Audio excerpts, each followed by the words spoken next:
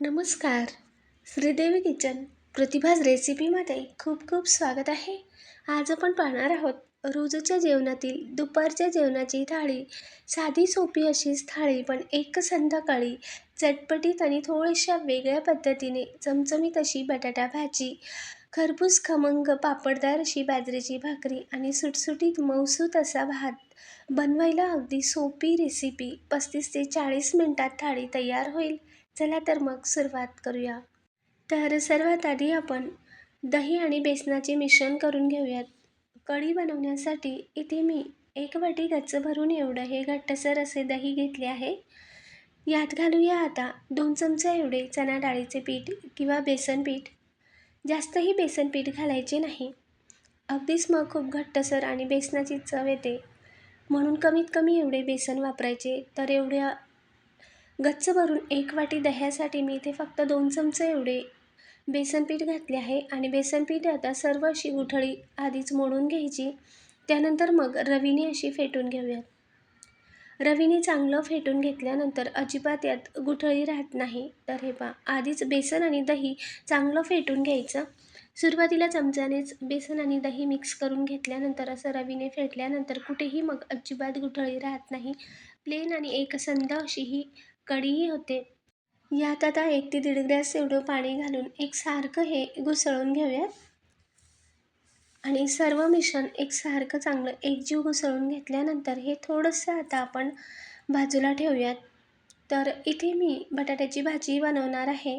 त्यासाठी एक 5 ते 6 एवढे मध्यम आकाराचे बटाटे घेतले. आणि बटाटे आता धुवून घेऊयात आणि उकळण्यासाठी ठेवूयात. बटाटे उकळत आहेत तोपर्यंत आपण कढीसाठीचा ठेचा बनवून घेऊयात. तर खलबत्त्यामध्ये इथे आपण हिरवी मिरचीचे असे तुकडे करून घेऊयात, म्हणजे ठेचाही पटकन ठेचला जातो आणि एकसारखी मिरचीही ठेचली जाते. मिरची जास्त जाड राहत नाही, नाहीतर मग लसूण जास्त बारीक होतो आणि मिरची तशीच राहते, म्हणून मिरचीचे असे तुकडे करून घ्यायचे. तर एवढ्या कढीसाठी मी एक 4 ते 5 एवढी हिरवी मिरची घेतली आहे. 8 ते 9 लसूण पाकळ्या आणि थोडीशी कोथिंबीर. तुमच्या आवडीप्रमाणे मिरचीचं तिखटाचं प्रमाण थोडंफार कमी अधिक करू शकता. ठेचा असा तयार करून घेतला. आता गॅसवर कढाई ठेवून घेऊयात. यात घालूया तेल. तेल गरम झाल्यानंतर 1 चमचा एवढी मोहरी, 1 चमचा जिरे घालूयात. मोहरीही चांगली फुटू द्यायची. जिरेही चांगले फुलल्यानंतर यात काही खडे मसाले घालूयात. अर्धा ते पाऊण इंच दालचिनीचा तुकडा, 3 ते 4 लवंग, 3 ते 4 काळी मिरी.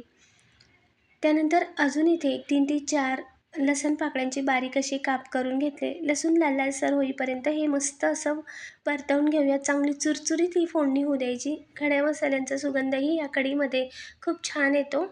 खानदेश भागातीलच ही कढी बनवते मी. खूप छान होते कढी.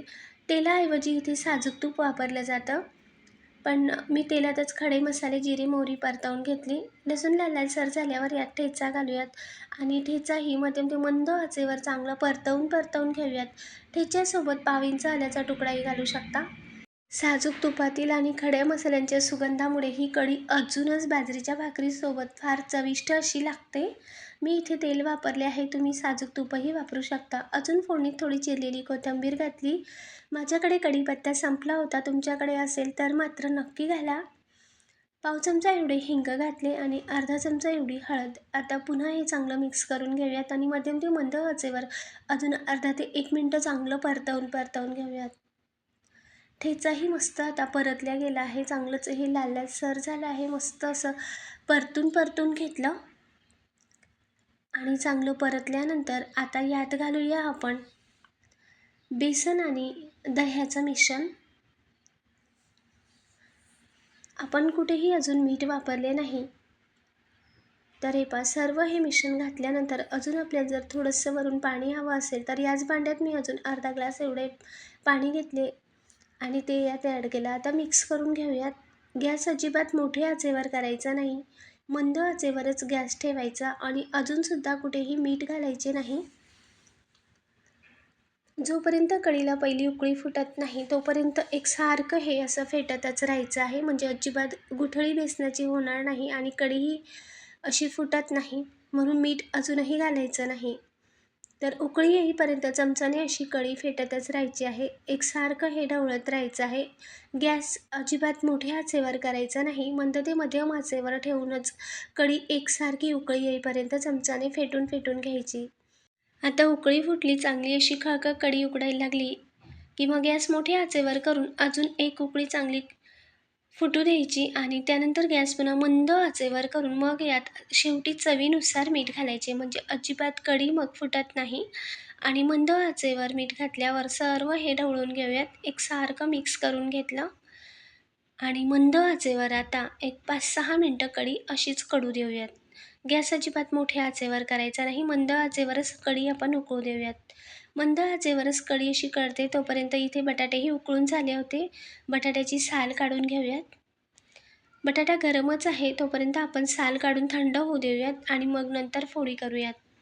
तोपर्यंत मिक्सरच्या भांड्यामध्ये इथे 1 ते 1.5 चमचा एवढे धने घेतले, 1 चमचा जिरे, अर्धा चमचा बडीशेप आणि अर्धा चमचा एवढी कसुरी मेथी. आता हे मिक्सरला बारीक असं फिरवून घेऊयात.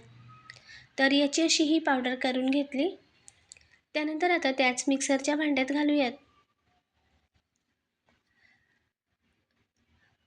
8 ते 9 लसूण पाकळ्या. लसूण पाकळ्या बारीक आहेत म्हणून मी थोड्या जास्तच घेतल्या. 9-10 लसूण पाकळ्या, अर्धा इंच आल्याचा तुकडा, यासोबतच थोडीशी कोथिंबीर आणि हे सुद्धा पाणी न घालताच कोरडी अशी वाटण करून घेऊयात. तर या ठेचेमुळे ही मस्त अशी चटपटीत बटाटा भाजी तयार होते.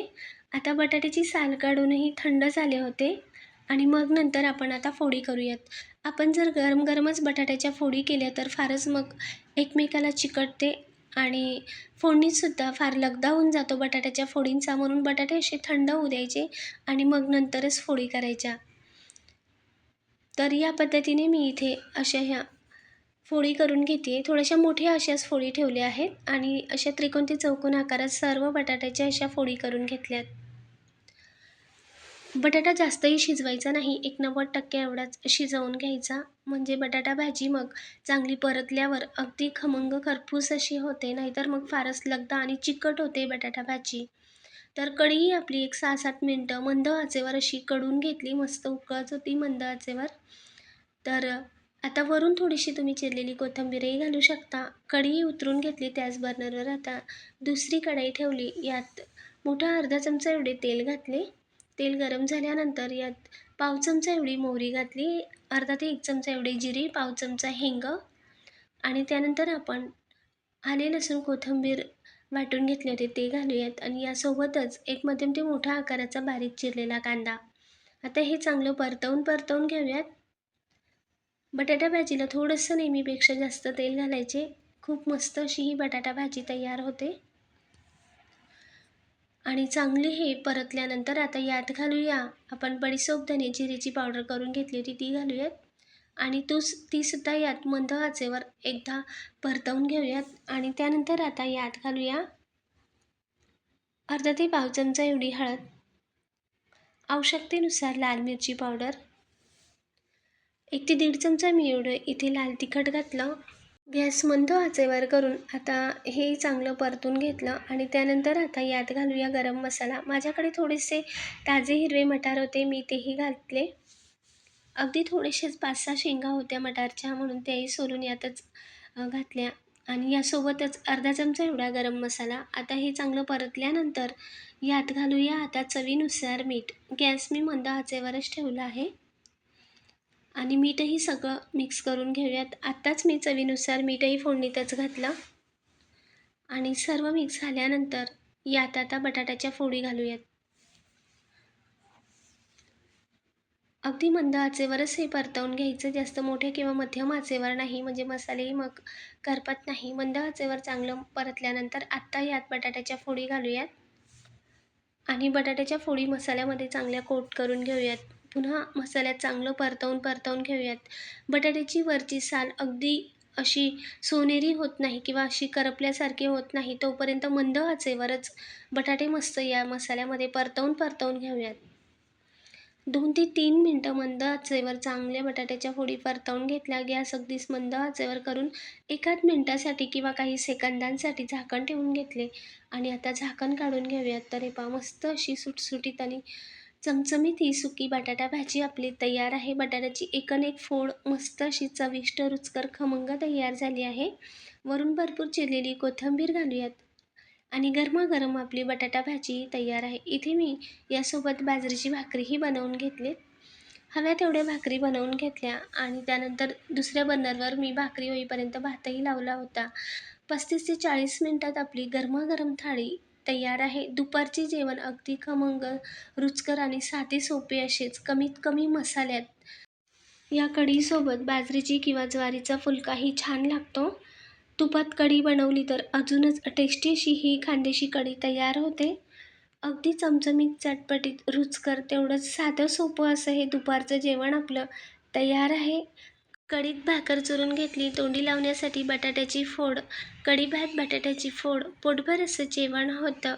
बटाट्यात जर पाण्याचा अंश राहिला तर मग बटाटा भाजी फार लगदा होते. म्हणून बटाटा थंड होऊ द्यायचा, मग नंतरच फोडी करायच्या आणि चांगल्या परतवून घ्यायचं. चटपटीत अशी ही बटाटा भाजी तयार होते. छोटंसं निवेदन, लाईक, शेअर, सबस्क्राईब नक्की करा. कमेंटद्वारेही सांगा. धन्यवाद.